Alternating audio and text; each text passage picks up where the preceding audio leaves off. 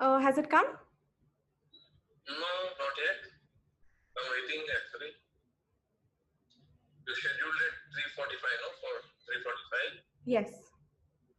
Now?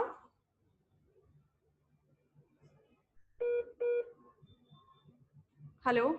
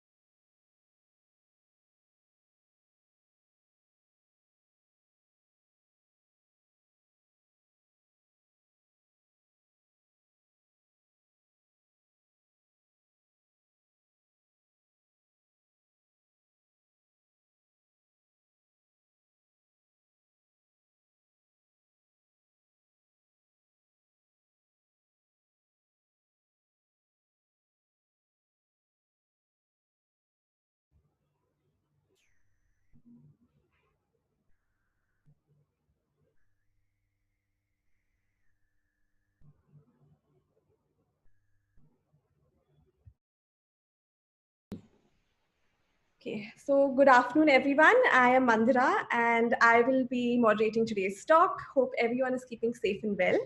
Thank you so much for joining Amarnath Sehgal Private Collection's first ever student webinar. It's great to have students from DPS with us. One of Sehgal's aspirations has always been to nurture creativity and help young talent. And today his legacy lives on in the form of our museum, which hopes to serve as a catalyst and facilitator in the art field. I would like to thank Ms. Aditi and Ms. Madhumita for all their help. Thank you so much for all your coordination and support. With us, we have Mr. Arunkumar. Good afternoon and thank you for joining us. Um, Born in Karnataka, Shimoga district, Arun has completed his bachelor's and master's degree in fine arts, specializing in sculpture from Faculty of Fine Arts, MS University of Baroda. Arun is known as an environmentalist, multidisciplinary artist, and including toy design. So that says a lot. He uses objects and materials that have served its purpose and has given form and a new meaning to it. So he works a lot with recycling material, and from recycling and reusing to reviving rivers, he conveys really complex messages through art and his practice. One of the biggest concerns that he deals with is global warming and the imbalance in sustainable living through mass production and consumption. Coming from a farming background, Arun delivers the importance of food, nature, and a balanced ecosystem. So, Arun, may I please request you to show us some of your work, sculptures, and talk about your entire um, work and experience. Okay. Thank you, Mandira, and thank you everyone thank you everyone for me to be here. And I'll start with some of my the presentation of my works.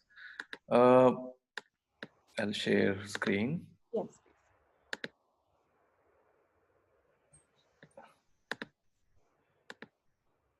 Okay, it's not taking. Should I help you? Host disabled. You have to enable. Yes.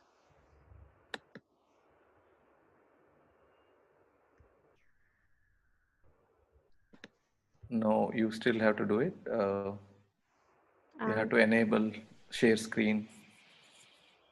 Yeah. Okay. Yes.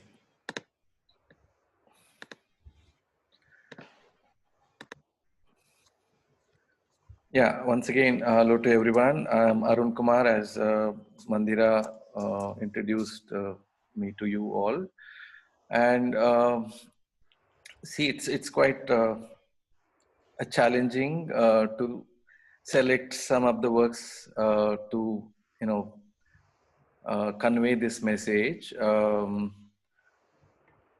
Yeah, I have chosen some works here, and I will go through the works, and then I would like to give you a lot of time for you to have an interaction with me, questions, and obviously, at this stage you would be having a lot of questions with art and ecology. How will this work?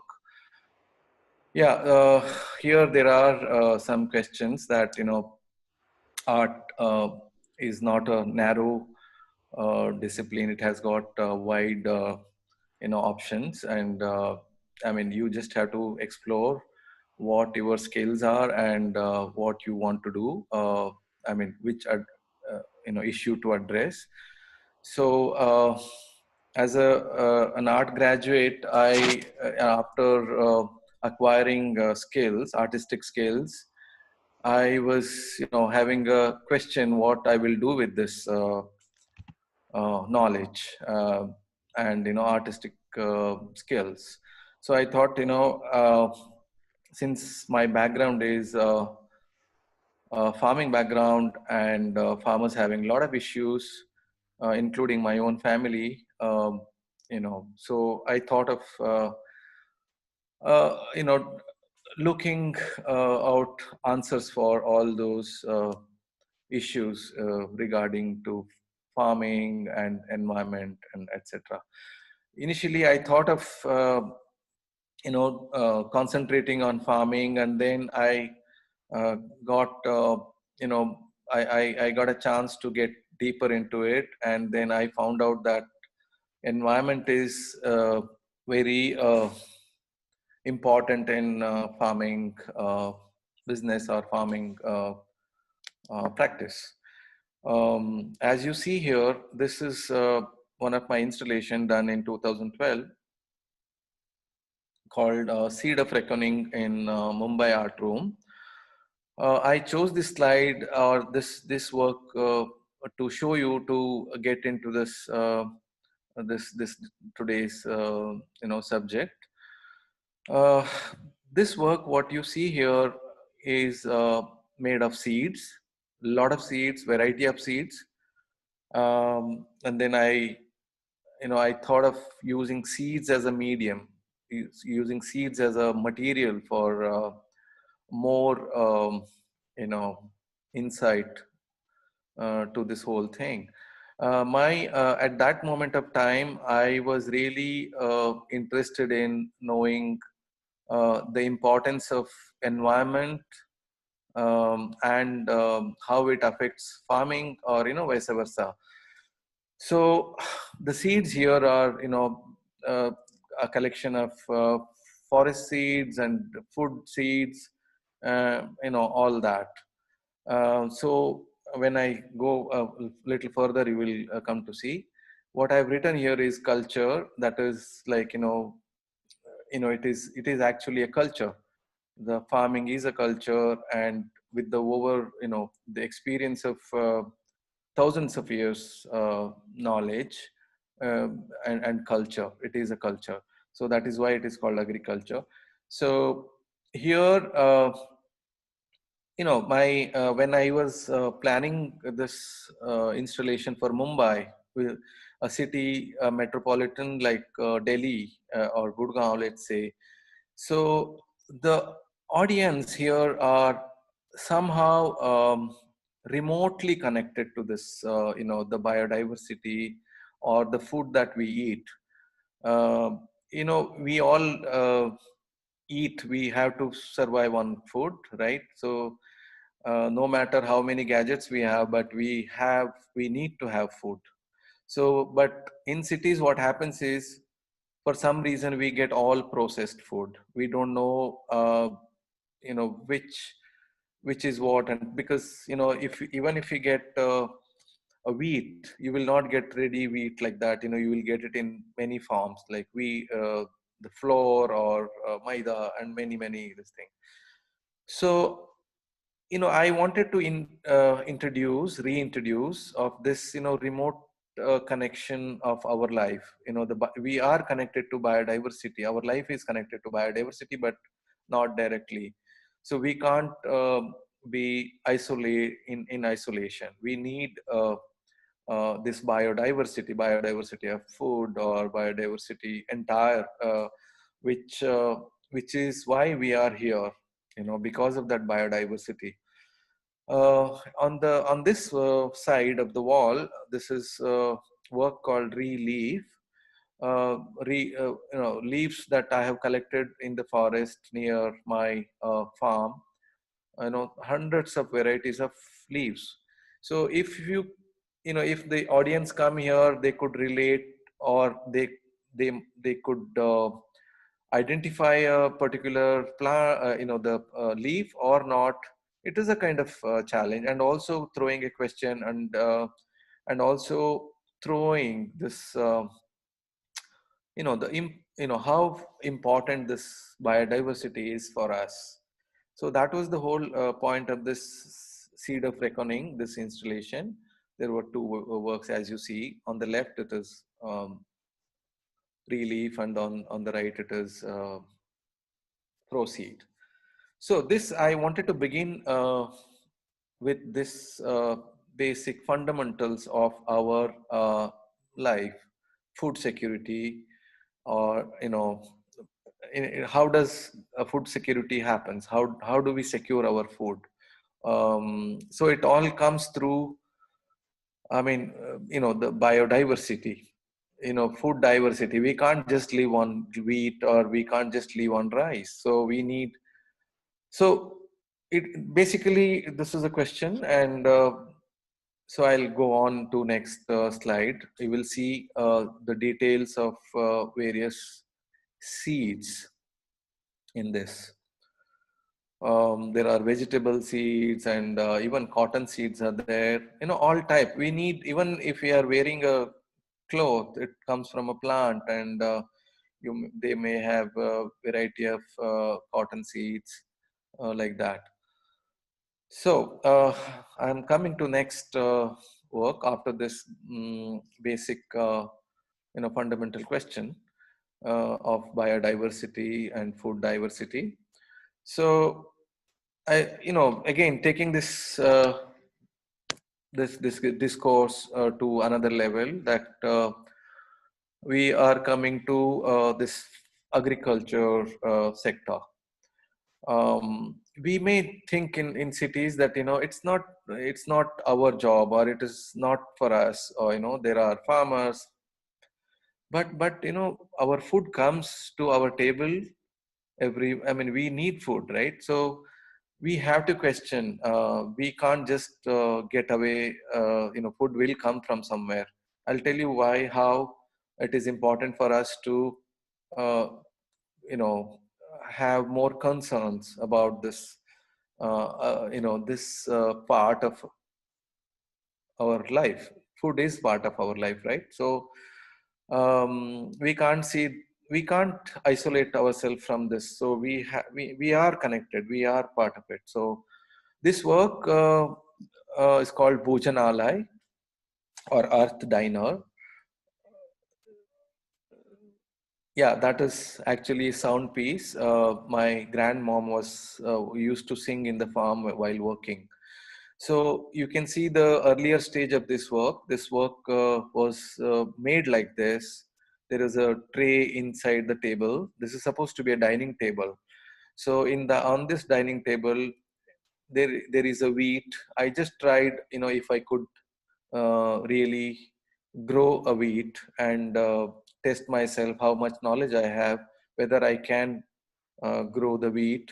and how much labor it takes, how much water it will take, and you need to have a lot of knowledge to grow food.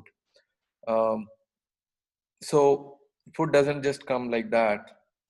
Basically, I was testing myself also, and also uh, practicing it. So this is real situation, right? So art um, is, I mean, this is a kind of performative also.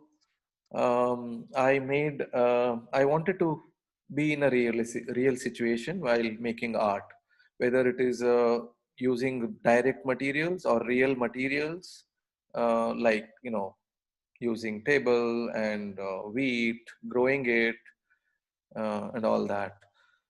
So this is how it was, and there was a sound piece just you heard. Okay, next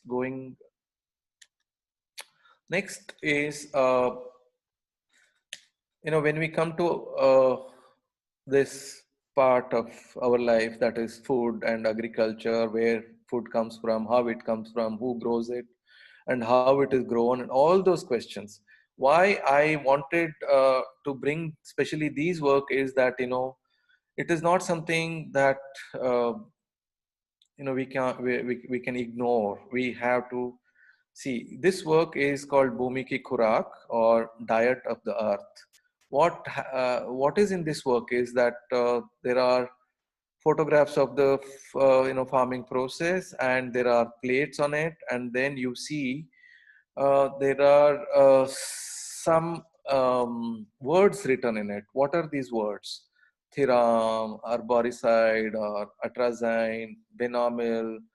I'm sure, if I'm sure as science students, you must have come across these words. Basically, these are all chemical compositions, and some are uh, the chemicals that is used in growing food. It is a huge issue that we have to think about. Like, we don't know when the food comes on our table, where how much chemicals, residues it has, what effects that will give to our nervous system or our body and things. We don't know, but even farmers wouldn't have known this, because their knowledge is like our knowledge. We are, the chemical compositions are something that it is processed in labs, and then how much uh, field testing they do, and what precautionaries they advise the farmers, and how much precautionaries the farmers observe. I don't know. um, I mean, since I come from a farming background, I know how much it is practiced and how much it is not practiced, and what are the side effects, and when the chemical is in the field, how it gets into the water body. Water body could be like Yamuna, it flows from from far away through the fields. Okay, so that is why I tell you and I advise you that we need to be aware, because it is connected directly to our life, we through food and drinking water, or even if we have packaged water or packaged drinks, it is all taken from some water bodies, right? So some water bodies know what machines can purify these residues.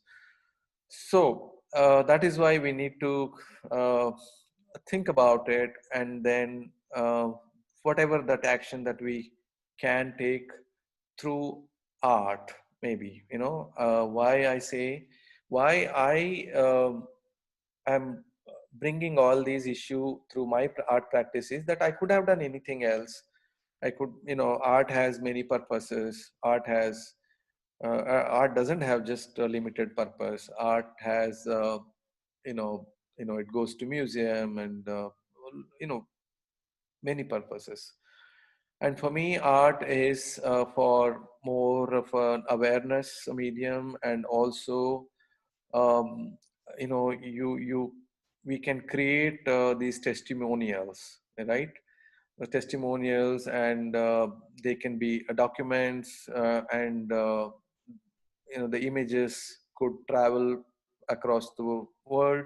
One artwork image is equal to, I don't know how many, could be many words, right? So now we are in the time of visual culture, than not really much of a text culture. We have slowly, it, because of the media and all that. So this coming to this work, this work is called Vulnerable Guardians, as you see it. Who are these vulnerable guardians? Vulnerable guardians for me, um, I used to take, or still I do take, for portraits of farmers when I visit my farm. They're all people who I know them. Some of them are my relatives. They are on the farm. When they are on the farm, it's very interesting to see how much labor they put in throughout the year, in seasons, rainy season or cold season or any season, even hot summer. So uh, we that is why I thought it is important that we need to think and concentrate on these farmers. So why I given the title Vulnerable Guardians, because you know for my many years of experience being a being born and brought up on the farm, and even now, belonging to a farming family, belonging to farming village and region, like that. So uh, you come to know that they are the guardians of everything. They are the guardians of soil, good soil health. They are the guardians of um, good water bodies. They are the guardians of uh, biodiversity. They are the guardians of forest. um, so now you get a clear picture. If, let's say, wherever the Yamuna is flowing, the farmers across the, on both sides of the Yamuna river, if they do a good practice of farming, if they don't use chemicals, or if they use mindfully the chemicals, we will have less chemicals coming into our water body, and also less chemicals in our food. And it chemicals means that they damage soil health, because who keeps the soil health is microbes, right? So we have a chain reactions in it. So uh, and also farmers use herbicides just to cut cost. I'll come to that part, because why they can't do mindful farming, because they are they don't really get um, enough for uh, their labor, and they don't get enough for their produce. So that is why they try to save every penny. um, to save every penny, like if there is a herb in their farm, now the companies give herbicide. That's much deeper. I won't get into that part, because I can talk about a lot about that, what happens with chemicals. And I'm sure you also know, because your school syllabus and the things, they cover a lot of these issues, I'm sure. But bringing in here, connecting these farmers issues, agrarian issues, which is connected to environment, and which is connected to biodiversity, and which is connected to our food security, water security, and total environment security, right? So that is why this work, I call these farmers as vulnerable guardians because they are not in our guardians are not in good position. Here, this is one side of the work. You will see the other side is that what I have done here is I have put one lonely tree and lonely farmer. Actually, they are lonely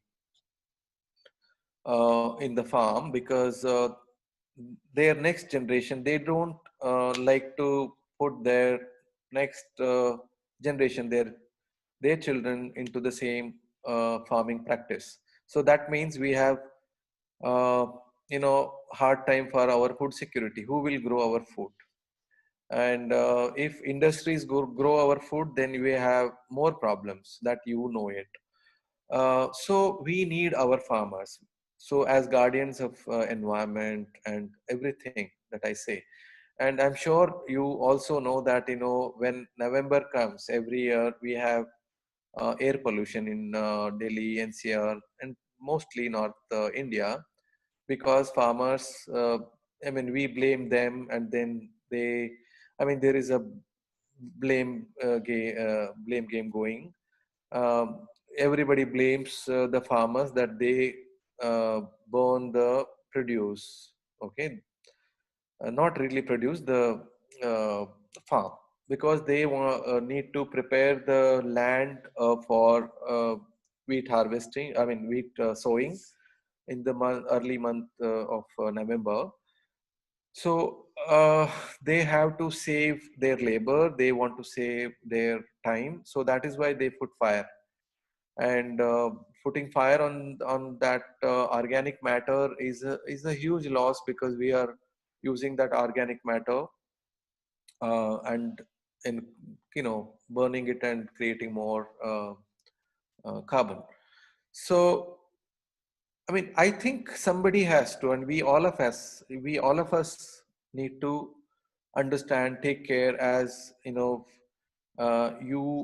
are younger generation. Some of you will be in greater position later. So all that reason, that is why it is important, I thought, to share this thought with you. This is from the same series that I did. And I didn't tell you one thing, that here, the wood that I have used is actually collected from industrial scrapyard in Gurgaon itself.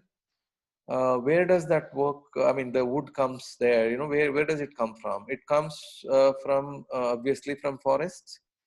And how does it arrive here? It arrives bringing machineries in their crates from one place to another, because being Gurgaon being a industrial city, you know, so wood is being used for that. So wood comes, and then you go up outskirts of Gurgaon, and you will find these scrap yards full of wood that is being used for crates. So I thought this is the material that I would like to use it for this subject, or this concept, or this work, vulnerable guardians. As you see, there are lonely trees and lonely farmers, because all the farmers are, they why they are lonely, because the farm is not giving them enough, and they go migration to cities to earn their extra money, right? So then we get into this migration issue. So this wood is also migrated from the forest. Somebody has taken it, stolen it, and then it has come there. So that is how I connect this material with the figures, farmers, and the trees in this work. So here, these are printed on the wood through various methods.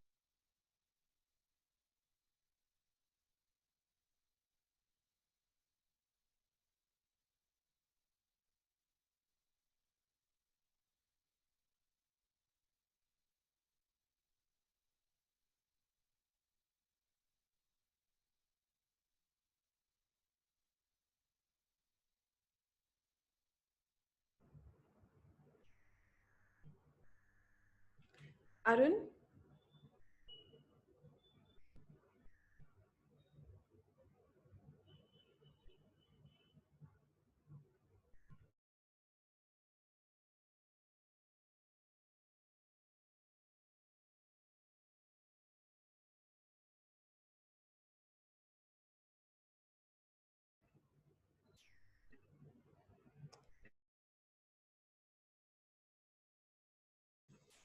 Hi, sorry, I think we've lost Arun there. So can you hold on for a second? I'm going to reconnect with him.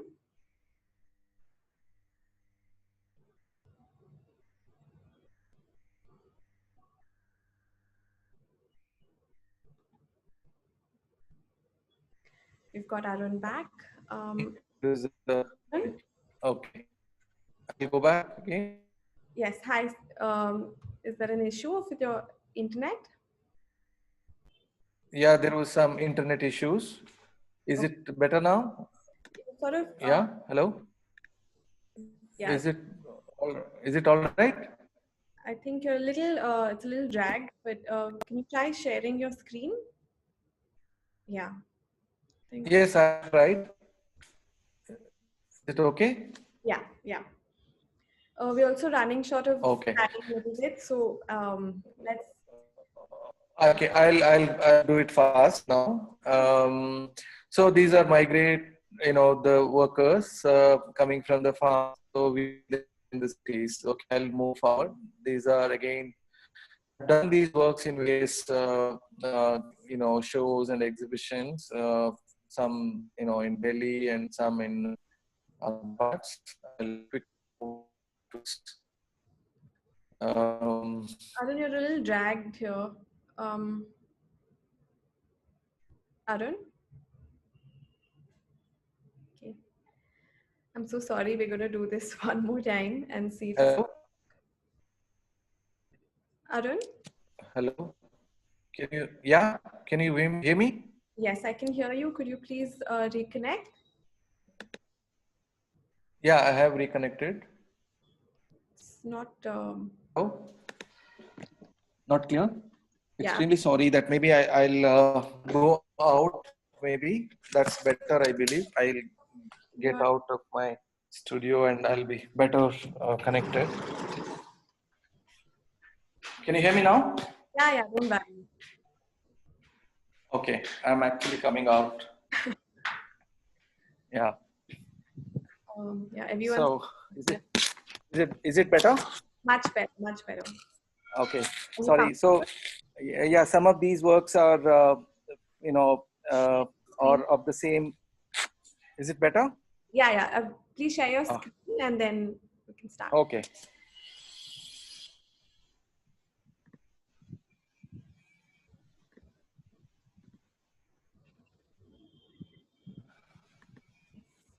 Thank Yeah. you. Is it better? Okay. I'm extremely sorry for this connectivity issues. So That's fine. this work is again from the same series because I used to work in a industry as a toy designer, and then where I used to meet a lot of these workers coming from the same background. So I'll quickly uh, go through.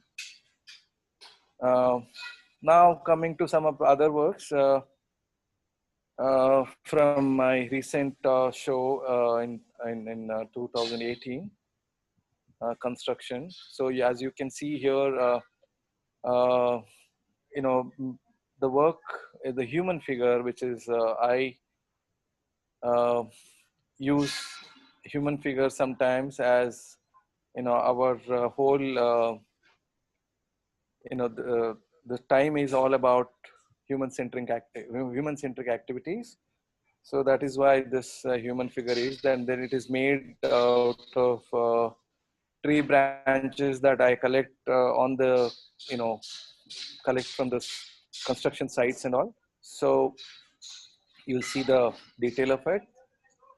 And this is another work called construction again.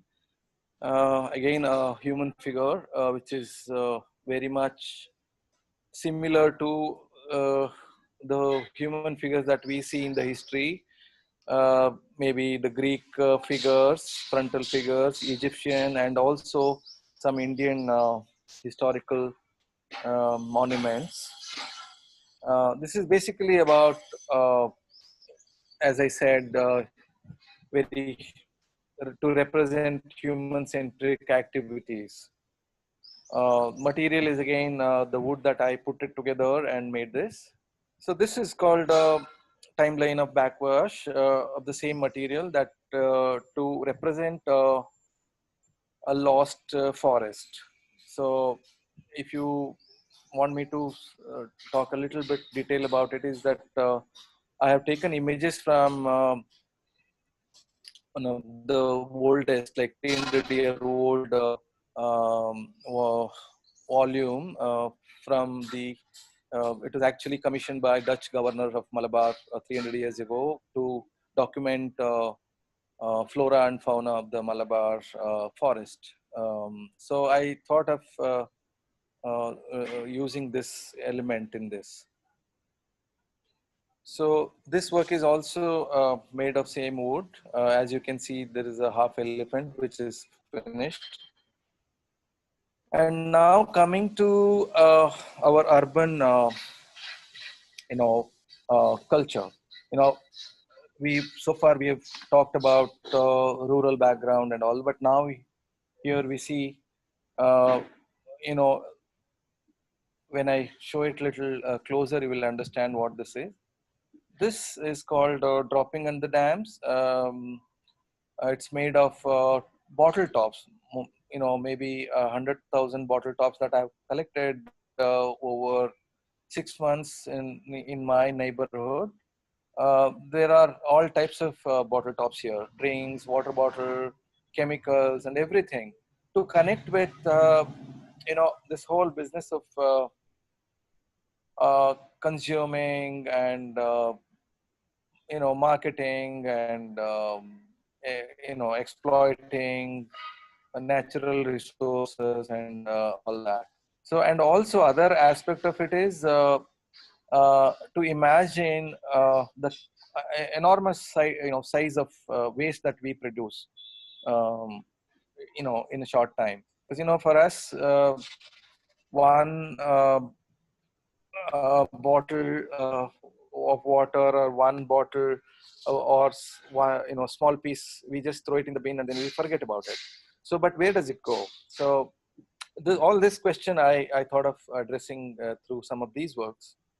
So coming to this, where does it go? This project I'm showing particularly this work to you all. This work or this project has happened last year in Gurgaon itself. Some of you must have seen it in partnership with I Am Gurgaon.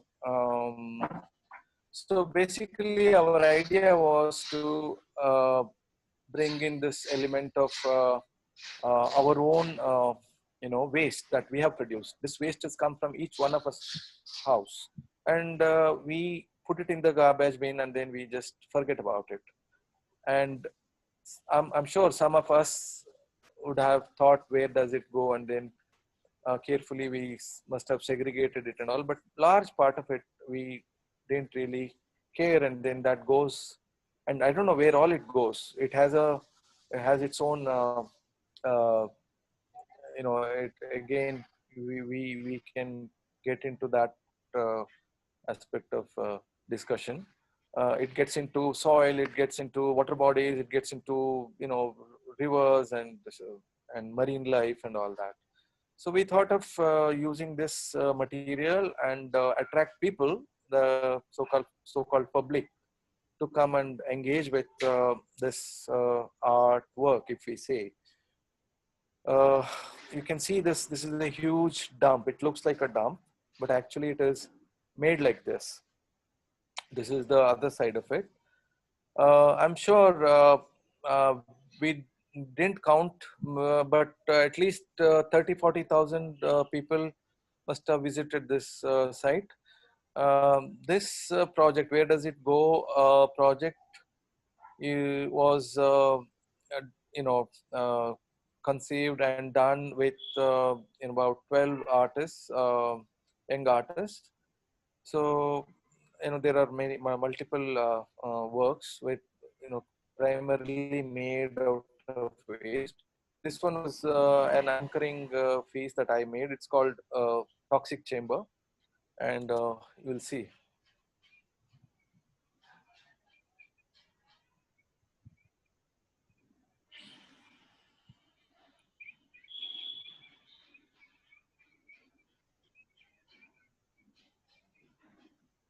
So this one is another video.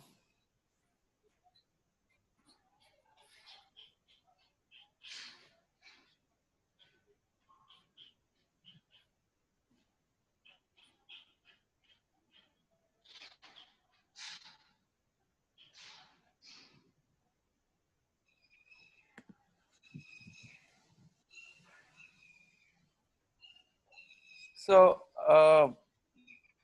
so this is how many schools participated, and a lot of events happened there about awareness and things. So I would like to say here that how art can attract people, how art can bring people together to discuss or debate about such very core issues of our life, like waste and food and chemicals and etc. So these some of these works that I'm showing here are other artists who made as a photo frame, or some thought-provoking works. This is called Bulldozer, and this is done by someone from Orissa. So now these are some of the uh, works that I wanted to show what we can really do with art using artistic experience and reach out to people. That is the whole purpose. So here we, I mean, we sit at home and then we raise questions, and we that's fine. We raise questions and then we bring in artworks and all that. And also my idea is, and also my practice is that we must all not just speaking about it, but also practice in the sense find solutions, not just speaking about it and forgetting about it. We must also get into action and make uh, part of this part of the larger change that we would like to do. And since 2014 onwards, I moved my studio art practice to my farm from 2012 onwards, actually. And I thought of spending more time there on the farm, on the ground, addressing and understanding the real issues. So we formed this organization called SARA, Sustainable Alternatives for Rural Accord. As you can see in the map, it is actually on the Western Ghats. Okay, Western Ghats, which is very, very important as one of the uh, biodiversity hotspots of the world. Only such are only 10 or 8.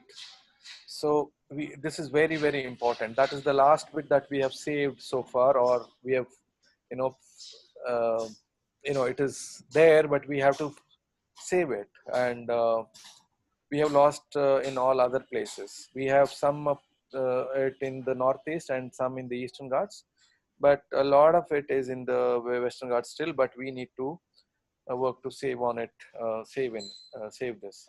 So this, going further from here, what we do, Sarah, this is basically a platform for farmers, teachers, students, and intellectuals, and for everyone to come and share the knowledge about our basic issues. So that is why this has been made, and then there are a lot of things are going on there. I would like to share some of those here. In 2015, we visited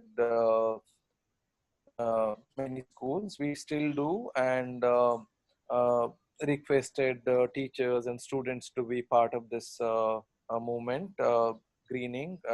Every child was supposed to look after one or more plants till they are in the school. So that is the responsibility that is going on. They are doing very well. So just to raise awareness, it's not just about plants, but we keep showing documentaries, and we do a lot of activities, workshops and things. So another project was using art.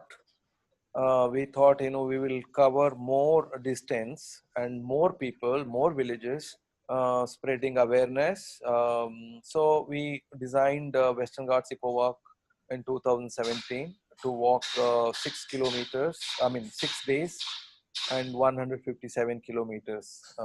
So we asked our artist friends to contribute art posters with message on environment. So there were more than 250 art posters. So we see how we have taken art to the people and students and everybody. So we took them on the road like this, um, and children, students, teachers, they all gathered in every places. We also did graffitis. We went in the small towns and cities. So it was really, really interesting to talk to them and also take feedback and also know what they think about it. You see all this. And in 2018, again, we took another stretch in another part of it. We did the similar and reached many people again, students.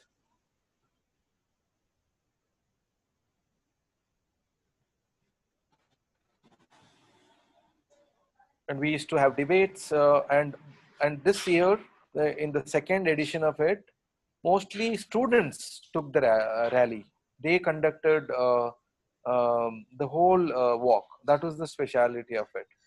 This is, we only stood by them as guardians, but they initiated the dialogue with each schools, and they performed and they took the lead. So that is what, our idea is to, um, we want you to take charge of this change and awareness. So that was the second edition's speciality. And we also have seminars, workshop on biodiversity, sustainability, etc. And this is the center, the SARA Center, where people can come and meet and have dialogue. It's mostly it is using art as a medium. So, and lastly here, I would like to talk about we talk about migration issues, farmers issues, agrarian issues, and all these. But who will do this? Who will initiate? Who will take the lead? And we thought, we had many sessions of brainstorming with local intellectuals and artists and theater activists. But finally we thought that we must empower the villagers, the guardians themselves. We must empower them. They have lost hope, and but we must tell them that we are with you. That is why we thought we must take this long-term project called Swagrama is Sustainable Village Model. It's basically coming from Gandhiji's village Swaraj idea. He really thought so much about this rural and urban divides, and he didn't want this to happen. He wanted the rural life to be more, uh, you know, sort of richer, because that is where we have all the arts, living arts, what we say, all the crafts and everything is uh, actually in the villages. It is coming from thousands of years of knowledge. So we don't really have all that in the cities. So if we need to preserve all that knowledge, which is come, cities are new, they build and they keep growing, and so it is a different phenomena. But what rural, this thing is, it has got its own uh, phenomena. So we need to concentrate on, and standing by the villagers. That was our idea of Sograma. You will see in the next slide what is that we think about Sograma project. Sograma project is a overall developmental project, including arts and crafts and economical options, and all that. You will understand that. And then we keep having meetings with every village members. We have taken only 4 villages this year, last year. uh, you know we don't have a time limit, but we have time limit just to assess, to have an assessment 1 year, but this will go on. So you see, with all this meetings, we have come with a lot of issues that we could improve upon their you know entire overall developmental agenda. So the first one is about water security. We initiated water, I mean the lake revival projects. The whole community is coming together to revive lakes which were not revived for I don't know, like many decades. They are being revived now, so they're all coming. So you know lakes are important because the lakes feed the entire ecology, not the borewell. Borewell feeds only a limited area. Here, if you have a full-fledged lake that recharges the ground water system, groundwater table, and it feeds birds and animals, and so much. So we have been working like that.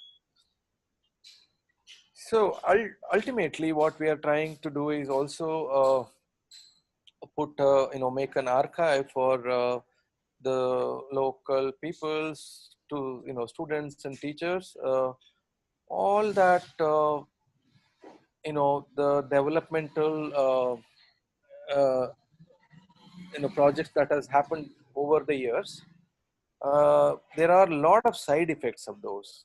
To represent all those side effects, we we thought we will represent all those in a very artistic manner in this archive. And then students, teachers, and intellectuals can come and study how each developmental projects have the other side of it. So there are always many sides to it. Like if we have electricity in our home, we have we have electricity, and then they measure like 5 rupees per unit. But actually, is it that the exactly the cost of it, or there are more cost to it? There are, I mean, we've studied that there is so much cost involved, that environmental loss, or environmental costs, and so much that we don't know, that is all hidden. So why we need this is that we need to value all this. It shouldn't come in the cost of rainforest. In the cost of biodiversity. So all that is we need to think about. This is uh, uh, a site of an hydroelectrical project. There, how thousands of hectares of green forest biodiversity is submerged. This is a map that what all we are planning in this. This is under process. This is you can see the Western Ghats is submerged with this water reservoir because of the dam to make power hydroelectrical power. So you can understand the cost of the electricity that we get. So that is my point. you know we use paper, we need paper, but it comes at what cost? It comes at the cost of biodiversity, which is linked to our food security, which is linked to our total environment security, like good water and good air, everything. So we need to study all that. That is why this is important, that we put all this all the aspects of development in one place, so that the coming generation knows um, how to balance it. That is what is very important. I think this last slide is about chemical. I This is also a effect that I would like to show you. This is endosulfan, which is a case study in Kerala. Happened in the last 30 years. The chemical has got into the water body, and why? Because the endosulfan is aerially sprayed on cashew trees, cashew garden. So that deadly chemical has got into the uh, water bodies, and how this deformities like this is you can see it. So this is what I would wanted to show it in last. It is, I've taken more time. I wanted to have more time for you to have questions. Mandira, please go on. Thank you, Arun. This is a range of work that you've shown us, and so much of different kinds and materials that you've actually used. So it's actually taking time to take everything in. But clearly, what you've done is you've shown that you've taken social practice into making it into your art form, which is amazing. Um, so now I think we have a lot of young creative minds with us. So I have something I want to ask you, which is your medium is usually and mostly industrial waste and recycled material, creating very little carbon footprint in your production, Yeah, as you've yeah. seen. It was a conscious practice that you have developed over time. And a lot of it is based on facts, the materials that you use and why you use it. So my question to you is, how do you conceptualize and work the right material? Is it through trial and error, or how do you go about it to deliver your message to your viewers in making these sculptures? Okay. Okay. It is actually, it is not, there is no one way to it. There are multiple ways to it. We see, we come from a practice that, we were study.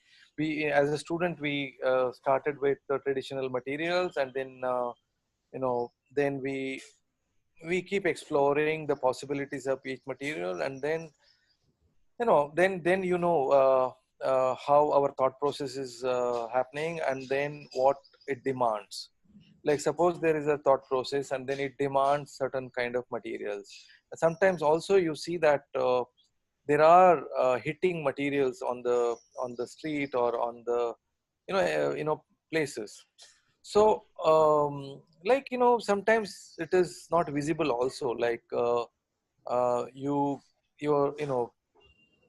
you are in a travel or wherever, you are given a water bottle and then you take a sip, and then you have a plastic bottle in your hand. What do you do with it? Where do you So that hits you, and then when you are conscious about each and every material, then you definitely think about it, and then you think, what do I do with it? What do I do with it? And that's how it starts. So there are multiple ways to deal with this. Absolutely. Yeah. Another question that we have is Yeah. regarding some of your larger works and a lot of Okay. your works that are open to public, Okay. like we saw earlier. These Yeah. are very interactive sculptures, and in an ever-changing art world and art scenario, you're putting up sculptures in a constantly changing scape of states with an influx of people every single day. Yeah, So, could you please tell us about your views on the importance of public art in yeah. India, and how has it changed over the years in terms of interaction with people in open spaces? Yeah, it's you as we all know that we in India we don't have that public art culture as such. We have very less public art, you know. So we that we need to change. So I mean, for me, it is all we that we have to do it. And for example, public art needs to be more responsive for me. It should not be just one way, like you just go and look and and it should be engaging. Public art must be engaging, because we are in a different times. We are not in those old times that we have so much distracting materials, I mean gadgets and things in our hand.